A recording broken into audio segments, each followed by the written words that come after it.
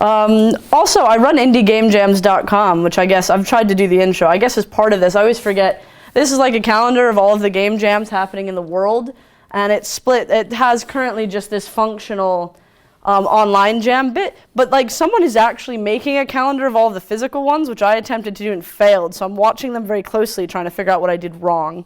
But yeah, that covers basically what I do. I record games for like Android, Xbox, Switch, and PC. And I'm kind of here to talk about game jams. So does everyone know what a game jam is, though? Yeah. Well, part of this is like really quickly talking about game jams because there are a lot of different types. So I'm sorry if you already know.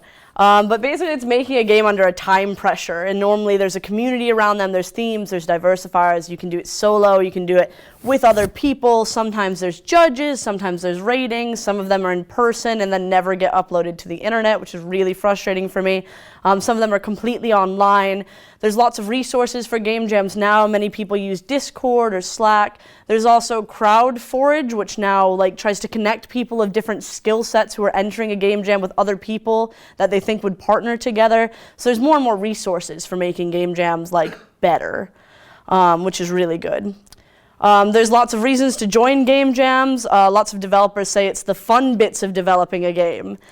Which is always really funny to hear. It's like you don't really have to market this game, you don't have to promote it. It's just really roughly making a fun prototype, basically, and then putting it out into the world and seeing how people react to it. A lot of time game jams are used to work on smaller ideas and sort of flesh them out and see if they're good and if they're fun. Some people use game jams to check out new engines or new features or new skill sets, and there's a lot of game jams around using new engines or new features. You get to interact with other people, whereas a lot of developers end up just kind of hanging out in their own space creating games. This allows you to at least rate other people's games or check them out and experience how other people interpret themes. There's a set time limit, which means that if you're working on a project at the end of the week, you can't just keep extending the amount of time to add new features. There's an end. And that's really beneficial to a lot of developers who end up just developing and developing and developing. Sometimes there's prizes. More and more seem to be appearing with prizes. And a lot of the game jams that do have prizes only have like 10 or 20 entries because of the mass amount of game jams. So there's good chances to win prizes. Most of the time they seem to be like small cash prizes or other games or tools, which are always beneficial. But there's lots and lots of reasons to be in game jams. This was actually in Madrid, all of these people working on like the same ice cream based game, which was pretty cool. And that little table. This is my website. You can look at game jams from it. It's quite great. I made it for me because I needed to keep track of game jams. And then there were tons of game jams. When I first started, there were 4 a year, but now there's lots of recurring ones.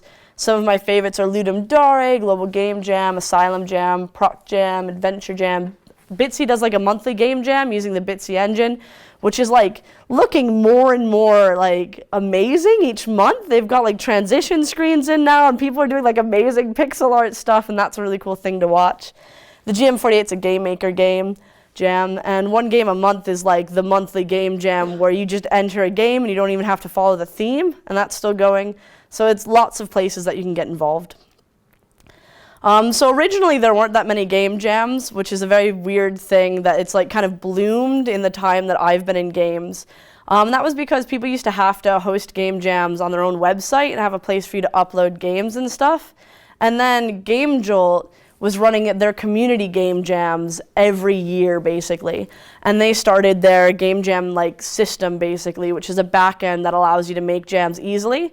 And then Itch, like literally like a week later, released theirs. And all of a sudden, everyone was running game jams, mainly about Five Nights at Freddy's at first, but that sort of settled down to just being a lot of different communities running game jams. So there is a lot of game jams happening all of the time. So the biggest thing about game jam games, or a lot of them are experimental. Like for me, the biggest factor that I really like about game jam games are that a lot of them are short and bite-sized, they're snackable, and they're experimental most of the time. Like quite a few game jams have little experimental games, and they have quick prototypes, so they're like fun aspects. Because that's how game jam games, in my opinion, should really be, like something that you work on a small part of it and you make it as polished as you can before building around it. So having that like core little bit of it that's polished and well done is really cool to see. Some Game Jam games don't end up like that, but quite a few of the ones that I've played always have a cool feature, a cool aspect that you can look at that can be fleshed out into a whole game. So these are a bunch of Game Jam games that I'm going to show you like a minute each of that I just really liked, and I'm going to tell you why I like them. And some of them are like AAA. Some of them are bigger indie games now with publishers, and some of them are just cool Game Jam games that I think people should check out. So this is Odyssey, which was made in the most recent train jam. Oh, I pushed forward though.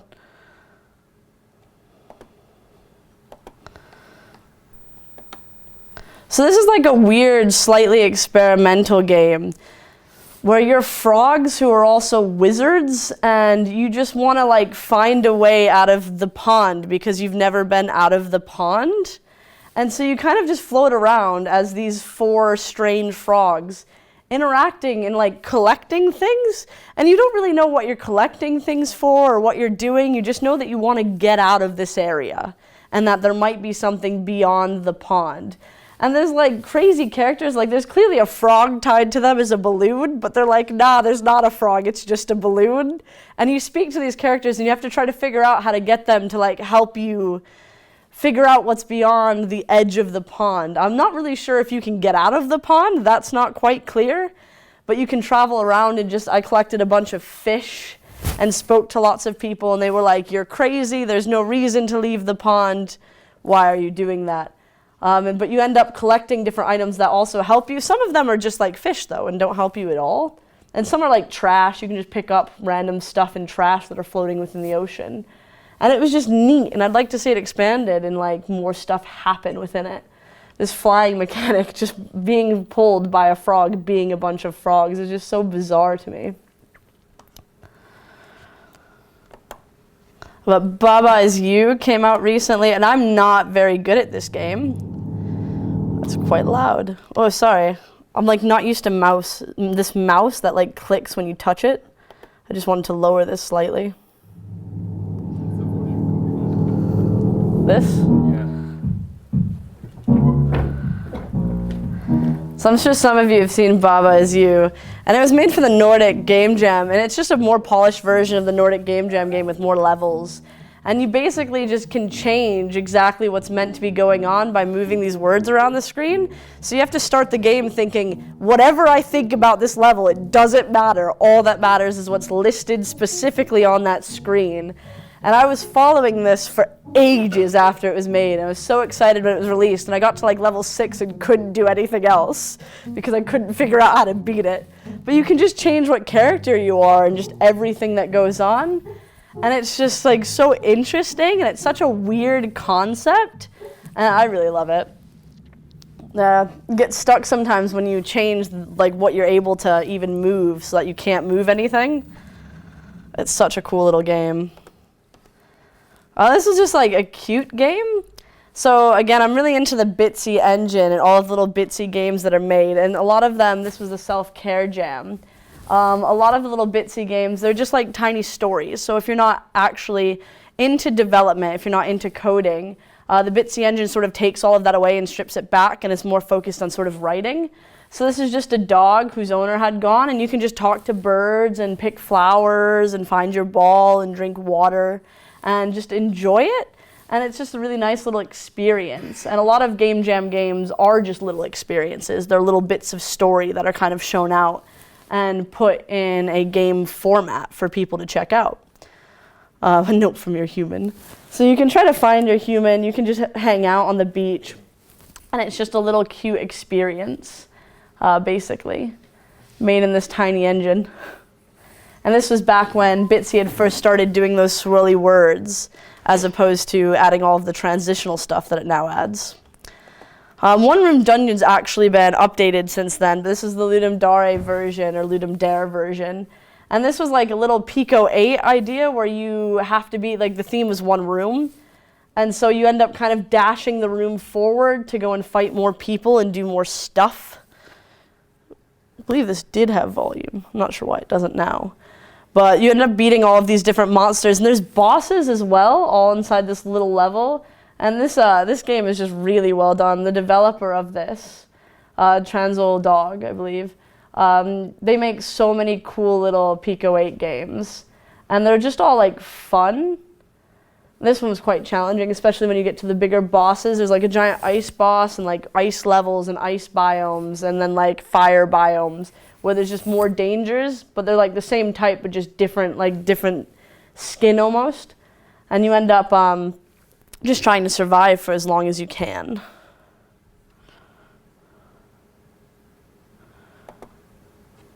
So Forager was just released. I don't know why there's an L. It should be the GM48. And I kind of spent like 200 hours on it. It's like a semi-idle game that started off in a smaller world, but they've expanded. And basically, you're just foraging. And then there's different skill trees you can kind of get skills from, and different worlds that you can unlock.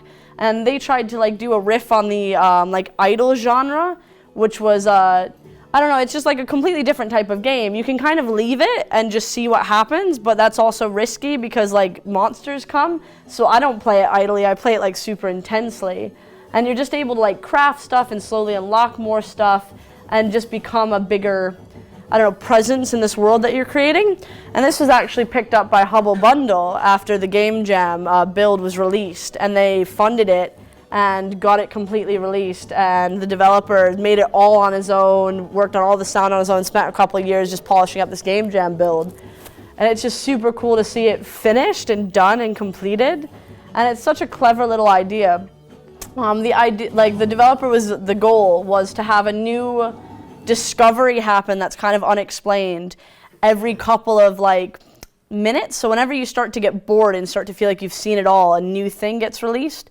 But he still calls it like an idle game, despite definitely being able to play it like a regular game. Shadow of the Red Hand's another Ludum Dare game. And it's a platformer, but all of the graphics are different poses of hands because the developer just wanted to work on making 3D models of hands. So that's their whole entire goal for this jam, was to just make 3D models of hands.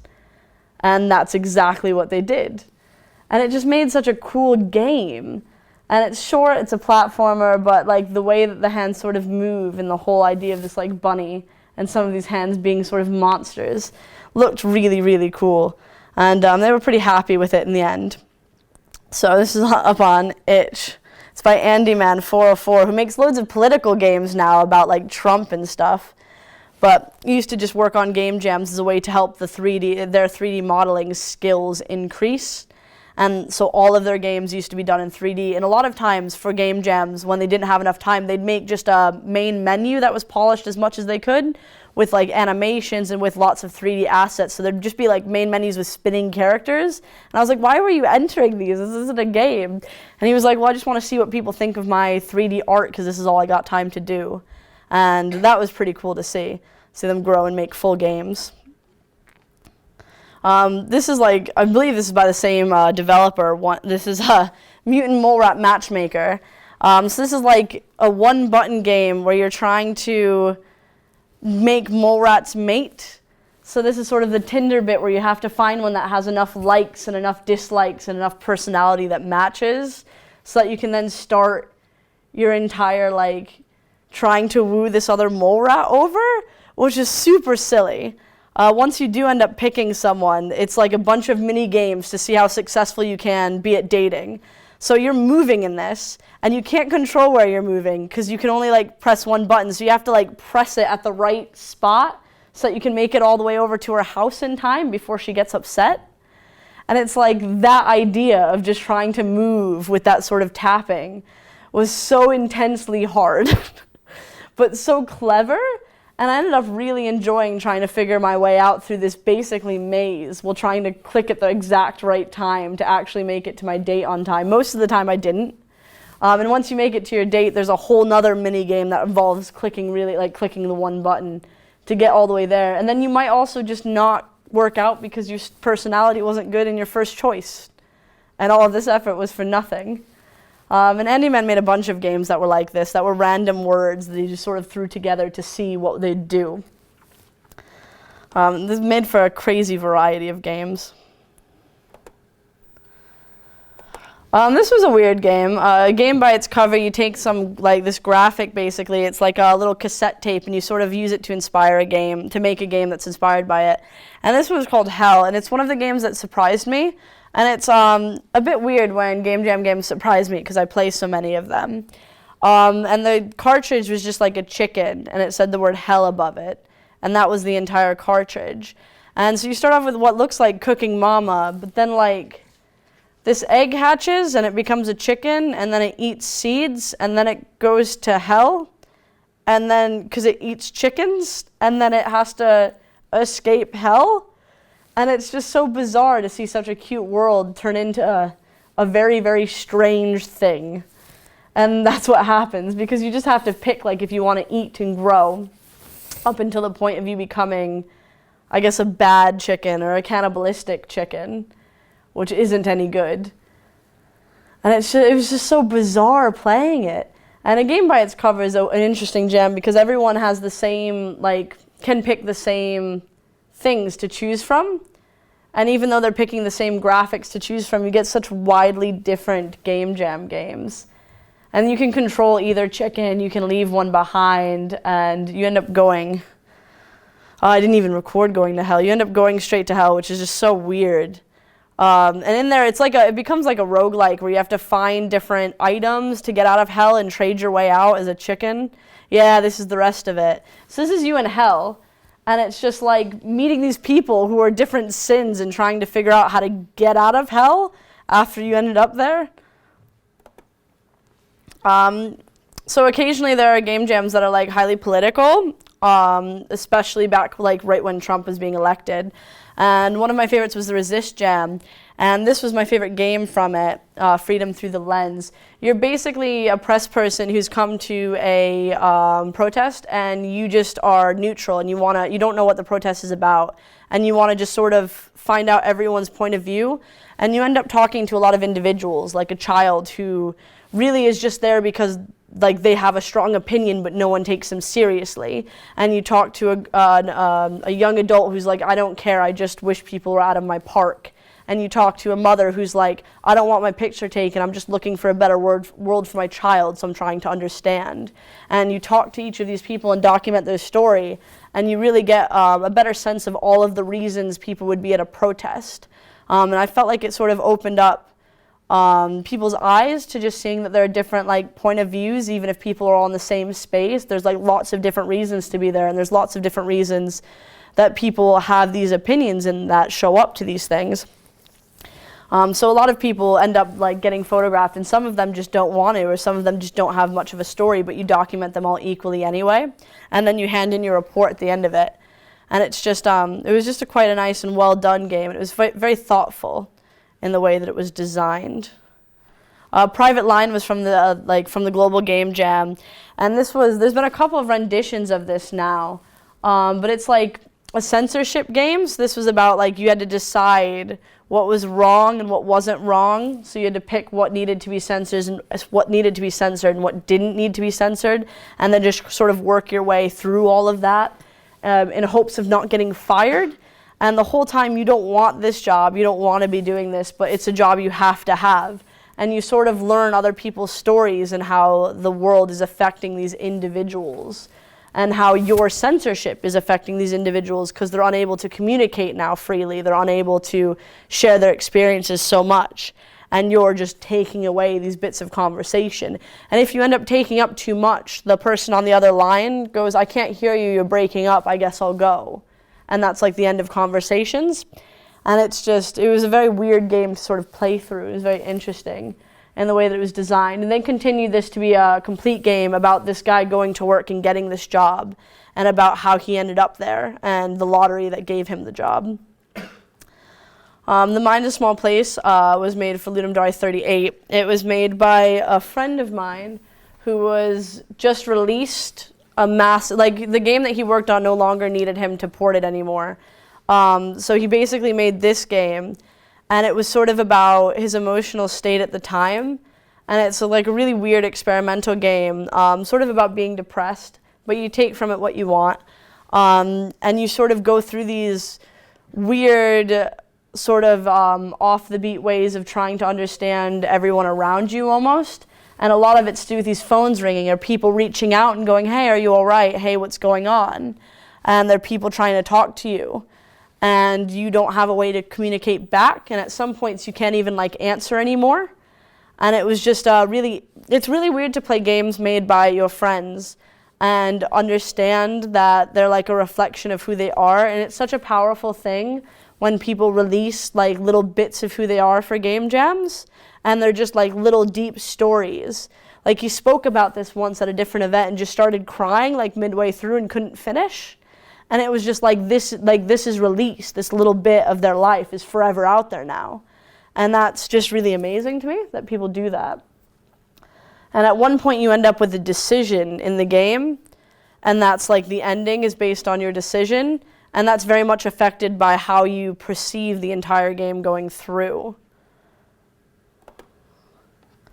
2 Minutes is a global game jam game. This is a very short game, and it's just sort of about people reacting to the end of the world. So you know the world's ending, and you know that everyone's going to die, and it's how people are like living their final 2 minutes of the world. And there's like a bunch of different people in this canyon, but you don't get to talk to all of them because you only have 2 minutes. And depending on who you talk to first and how you talk to them, it depends on what other people around you say. And it's just a weird sort of moment. It's quite surreal because you can also just wander about. Everyone's so far away that you can end up just walking around on your own.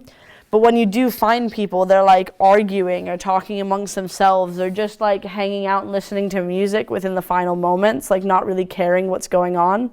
And it's just so many different perspectives. Like these are two like siblings who are one of them is quite upset about it, and the other one didn't seem to be. And right before this, there's a loud noise. And if you talk to that person before that noise, you can save them almost from what they're doing. And it's just a weird sort of narrative adventure that just gives you 2 minutes to explore as much as you can while limiting exactly what you can do. Totally Accurate Battle Simulator is just a fun game. It came out of the Castle Game Jam and then got funding, and the whole studio was formed around this actually. And it's just like a weird physics-based war game that's still in early access, but that keeps getting updated and updated and updated with new items and new abilities and new like maps almost. And it started off as just a really quick catapult at a couple of people standing in a field, and became something so much bigger. And it was cool watching this sort of grow to be quite funny and well made.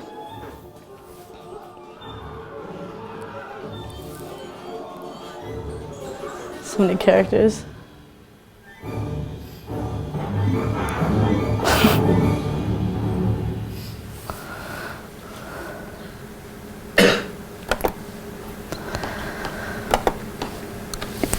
This was for the U-Jam, which is about creating a game for yourself. And this was a reflection on this guy's commute to work and just trying to sleep every day because they have such a long commute that it's tiring. And you have to try to get off at the right stop and also sleep enough for you to be able to work. And it's quite challenging. A lot of times you miss your stop, or a lot of times you're tired. But it's just, for the longest time, they were only making games about this like commute to work, about the train ride, because that's the only bit of time they ever had to do anything because of work being so far away and having so much work to do. And so that was the only inspiration they had. And watching all of the different like variations of just taking a train to work, this one was my favorite one. And it was just a very interesting idea. It was me sleeping through days almost on this train, just to see what would happen. So yeah, mostly awake. There's no actual way of like really winning it. So Radio Audit was actually a game made by a developer who knew a lot about basically this Italian mob. So they wanted to make a narrative game that told the story of this guy who got out of the Italian mob despite being in the family of the mob, and just their experience of being a kid who grew up in a mob. And it's like based on the actual book that was written by this guy and all of the documentation around it. So it's a way of sort of experiencing his story. And you have a little bit of like decision making that you can sort of change what happens, but it still keeps you on the track of like how it was written, which was really well done. A lot of times it can feel quite like it can feel like you don't have decisions basically, but the way this was written, you do have a sort of give or take, but all of the decisions you make line up with his thinking of, we shouldn't be a part of the mob. This isn't good for my family. But it's sort of his experiences on what happens to the people around him when he makes decisions to go against the stuff that his family's in. And it's just really well made. It was a really interesting entry. And the game that the developer made before this was basically his relationship in a book. And it was really intense, but super well done. Face Out is a game that I love because it's just a cool idea. It's a narrative game at first where you start off as this like fallen ninja almost, and then all of a sudden it's a breakout game instead of like, this is how you fight people now. So this is like the only combat is breakout. And if you fail the combat by like losing the ball 3 times before you hurt this person, you lose limbs and stuff. You lose like abilities almost. And the story changes based on exactly what combat you do. And they've revamped it to have like a whole map and a whole better story and like almost boss fights and stuff. But it's all through this like breakout mechanic, which is kind of gory, but is so different from like just shooting people or just slicing people, because it's not something I'd ever seen done before. And a lot of times you can find game jam games that are just stuff you've never, ever seen tried before, or done before. And much like Breakout, there is like power-ups, but the power-ups are in with the story. And that's about what happened to you. You ended up in this mask, basically, because someone sliced off your face. And you're trying to find your face back. And you're talking to your kids about how you want your face back. But it just keeps flipping between this narrative story and then going into Breakout over and over again. And it was just so cool. And we ended up I work for Armor Games, and we ended up, we buy licenses for browser-based games, and we bought a license that allowed the developer to like remake the game into what they wanted it to be. And so this was like the final remastered version of the game, which was really cool to like be a part of, watching them finally finish it and like make it so much better than what it was.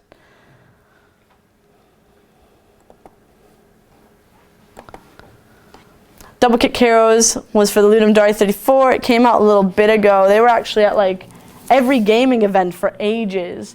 And this is like a rhythm game where you're like on the back of this car trying to like get out of the apocalypse. And so you fight all of these different people through this rhythm game.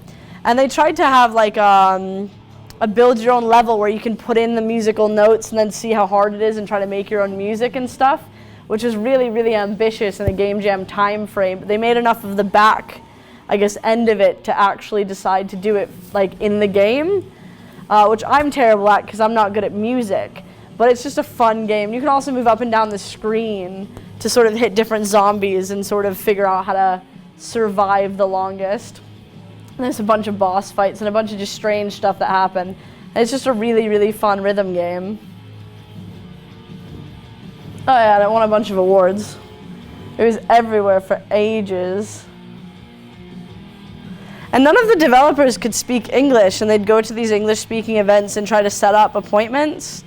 And it was the weirdest thing because they'd just go, well, here's our game. We can't speak English. We can't answer questions.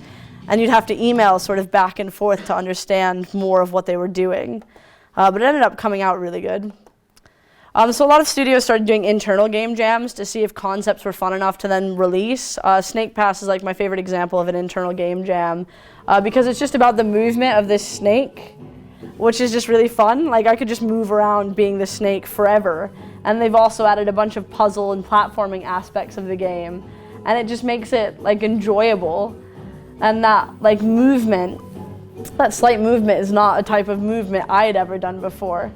So it's just something completely new. And they were just doing a bunch of internal game jam games, and this was the one that ended up being completed and turned into like a full released game that released on loads of platforms and did really well. So it's cool to see that studios do internal game jams as well. This ended up being like 4 or 5 episodes, The Lion Song, that ended up releasing all on Steam, but started off as a Ludum Dare 30 game jam game. And it's basically this narrative story about this woman who's sort of trying to figure out what she's doing, trying to figure out what she needs to write while being like away from everyone in this cabin. And you get to decide sort of how she spends her day and what inspires her and what she kind of keeps in and when she works.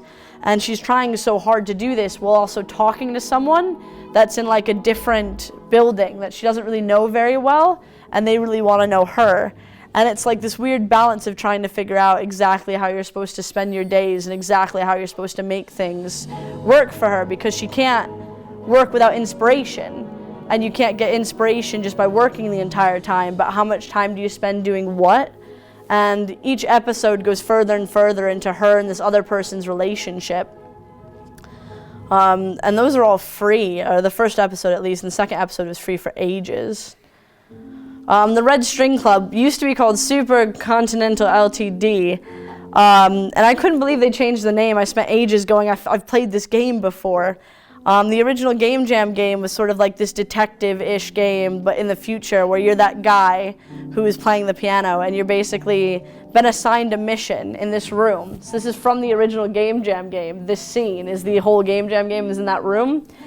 And it's your job to sort of find out what's going on in this bigger company.